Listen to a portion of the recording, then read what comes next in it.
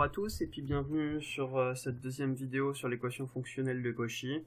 Donc toujours la même équation, sauf que cette fois-ci, comme je l'avais dit la dernière fois, notre inconnu est une fonction continue. Donc on ne sait pas forcément si elle est ou non dérivable.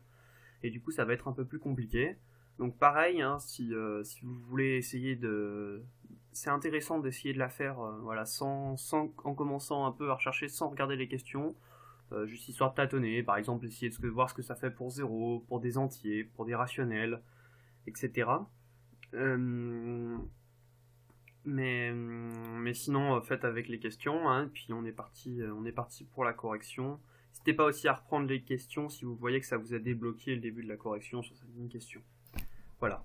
Donc déterminer f de 0, ben, c'est comme la dernière fois, on prend x et y qui valent 0, et on a f de 0 plus 0, c'est-à-dire f de 0 qui égale à f de 0 plus f de 0, hein. Et donc ben, ça nous donne f de 0 égale 0. La deuxième question, c'est de montrer que f elle est impaire. Alors, ben, comment on constate ça, que f est impaire? On prend y qui est égal à moins x, et du coup, ben, f de x plus moins x, hein, c'est f de 0, parce que x plus moins x c'est 0, mais c'est aussi f de x plus f de moins x. Et du coup, ben, en repassant le f de x de l'autre côté, hein, vu que f de 0 c'est 0, ça fait moins f de x plus f de 0, c'est-à-dire 0, donc moins f de x égale f de moins x, soit ce qu'on a ici, et donc f est impair. Donc maintenant, ben, on nous demande de déterminer f de n quand n est entier en fonction de f de 1. Et du coup ensuite d'en déduire f de n dans le cas où n appartient cette fois-ci, initialement il était entier naturel et cette fois-ci il est entier relatif. Donc comment on fait ça? En fait on constate que f de 2 c'est f de 1 plus 1, c'est-à-dire f de 1 plus f de 1, c'est-à-dire 2f de 1. Puis après f de 3 c'est f de 2 plus f de 1, c'est-à-dire f de 2 plus f de 1. Non, c'est f de 2 plus 1, c'est-à-dire f de 2 plus f de 1, c'est-à-dire 2f de 1 plus f de 1, parce qu'on avait dit que f de 2 c'était 2f de 1, c'est-à-dire 3f de 1. Et en fait, on procède par récurrence, en l'écrivant, ouais, on pourrait l'écrire proprement, moi je l'ai écrit un peu, c'est un peu moche, normalement il faudrait mettre en place une hérédité et tout, mais c'est presque une récurrence immédiate, en fait, quand on a f de n plus 1, bah c'est du coup f de n plus f de 1, or f de n, par hypothèse de récurrence, c'est nf de 1, nf de 1 plus f de 1, c'est-à-dire n plus 1 fois f de 1. Voilà. Donc on voit que ben, pour tout n positif, strictement positif en fait, parce qu'on bon, f de 1 c'est aussi une fois f de 1 bien sûr. Pour tout n strictement positif, ben, f de n c'est n fois f de 1, et ça marche aussi pour 0, hein, parce que ben, f de 0 c'est 0, donc c'est n fois 0. Et puis comme f est impair, ben, f de moins n, si n est un entier, naturel, c'est moins f de n, c'est-à-dire moins n fois f de 1, et du coup, ben, on trouve que pour les entiers négatifs, ça marche pareil, et du coup, pour tout n appartenant à z, on a f de n qui est égal à nf de 1. Donc voilà, donc là, on a traité le cas des entiers, ça va souvent marcher comme ça, en fait. On a traité le cas des entiers, et maintenant, on traite le cas des rationnels. Et pour ça, on commence par déterminer f de 1 sur n, avec n dans n étoile. En fait, oui, n dans z étoile convient même peut-être mieux, en fait, du point de vue de ce qu'on a fait. Donc si on prend n dans z étoile,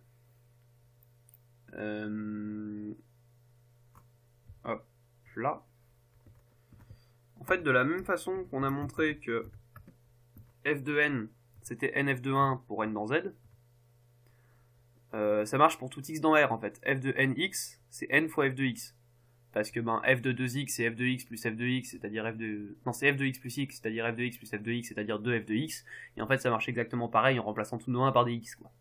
Et nos 2 par des 2x, et nos n plus 1 par des n plus 1 fois x. Voilà. Donc f de nx c'est nf de x. En particulier, ben du coup, f de 1 qui est égal à f de n fois 1 sur n, c'est aussi n fois f de 1 sur n. Et du coup, ben, en divisant par n. On a f de 1 divisé par n, hein, qu'on peut diviser parce qu'on a pris dans z étoiles. F de 1 divisé par n, c'est égal à f de 1 sur n. Du coup, on a trouvé une valeur pour f de 1 sur n. Et maintenant, on a tous les nombres de la forme 1 sur q, on a tous les nombres de la forme p avec q et p entier. Donc en fait, on peut trouver les p sur q. Si on prend p et q dans z, avec q différent de 0, f de p sur q, c'est f de p fois 1 sur q. Ça appartient à r, ça appartient à n. C'est un entier, f de 1 entier fois un réel. Or, on a dit que pour les entiers, on avait f de nx, c'était n fois f de x. Donc c'est p fois f de 1 sur q. Mais f de 1 sur q, on a dit que c'était f de 1 le tout sur q. Et donc au final, ça nous donne p sur q fois f de 1.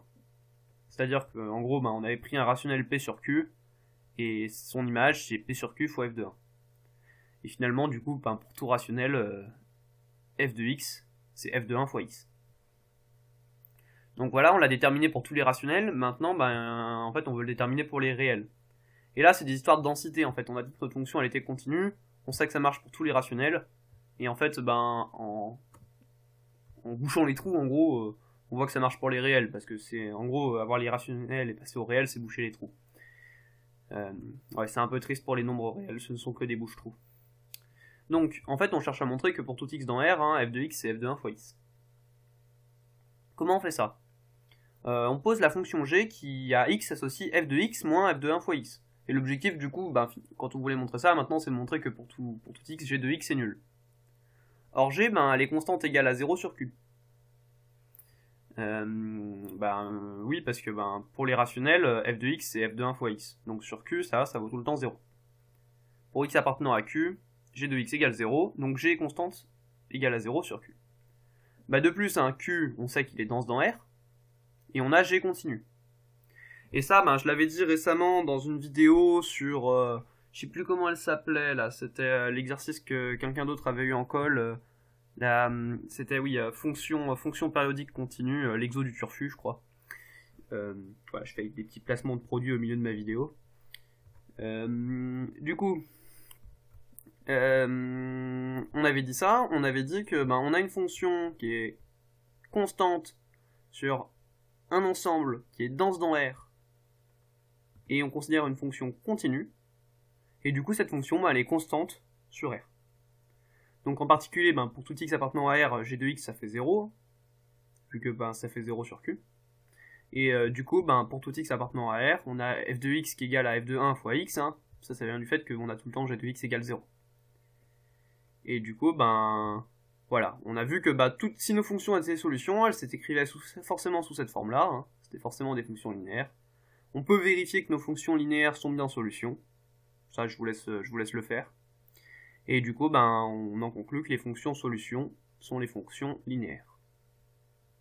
Donc voilà, on a vu du coup comment ça marchait quand on n'avait pas l'argument de dérivabilité, du coup qu'on pouvait pas se ramener avec une équadif, à une équadif, mais qu'on avait l'argument de continuité. Donc on voit tout de suite que c'est plus long, c'est logique.